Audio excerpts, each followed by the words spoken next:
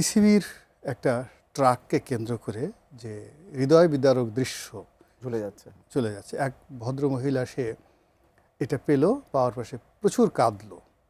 এটা দুর্ভিক্ষের আলামত। আপনি ব্যাংকগুলোতে কোনো টাকা নেই, অথচ 20,000 কোটি টাকা পড়ে আছে। ছবিতে বঙ্গবন্ধুর ছবি ছাপানো আছে। এখন সরকার সিদ্ধান্ত নিতে পারছে না, মানে যারা দালাল তারা কি বঙ্গবন্ধুর ছবি সম্বলিত এগুলো ছাপাবে, নোট ছাড়বে ঈদের আগে, নাকি বাজারে টাকার ক্রাইসিস? এই সংকট অন্তর্বর্তীকালীন সরকারের সময় থেকেই ছিল।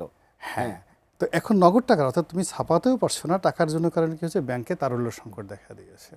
আচ্ছা, এই কুরবানির বাজারে এই সময়টাতে বাজারে আপনি গিয়ে দেখেন, যা কখনো হয়নি, বিভিন্ন গ্রামাঞ্চলে চকলেটের দোকানে লেখা আছে মূল্যহীন, নকল টাকার উপরে মূল্যহীন সিল দিয়ে সেই টাকা বিক্রি করতেছে পোলাপানের খেলাধুলার জন্য। এটা যে কত বড় একটা ব্যাড সিগন্যাল। 500 টাকা 1000 টাকার নোট, নকল নোট ছাপাইছে, যেগুলো বাতিল, তারা জানছে যে এখন আর পারবে না, ওইগুলোর উপর মূল্যহীন লিখে এগুলোকে এখন চকলেটের দোকানে বা গ্রামের যে ফুটপাথের দোকানে বিক্রি করছে। বলছে কেন, এগুলো যে ছোটো ছোটো বাচ্চাদেরকে এই টাকাগুলো দেওয়ার জন্য।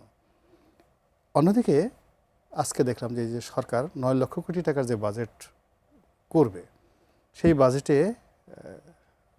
মানে যেই জায়গাগুলোতে তারা কর যাচ্ছে, মোটরসাইকেল, ব্যাটারি রিক্সা। আচ্ছা, এমনি ব্যাটারি রিক্সায় যন্ত্রণায় বাঁচতেছি না, এরপরে সেই ব্যাটারি রিক্সা গ্রামে বাংলায় যদি এখন এটাকে করের আওতায় নেওয়া হয়, এই ব্যাটারি রিক্সায় যে বিদ্যুৎ খেয়ে ফেলবে, সেই বিদ্যুতে আপনি এটা চালাতেই পারবো না। ফলে যে কাজগুলো হচ্ছে না, একটার সঙ্গে আর একটা এমনভাবে কন্ট্রাডিকশন হবে যে আগামী 3টা মাস, আপনি মে যাচ্ছে, জুন, জুলাই, আগস্ট, এই 3টা মাস এই সরকারের জন্য একটা শনির দশা, অশনির সংকেত।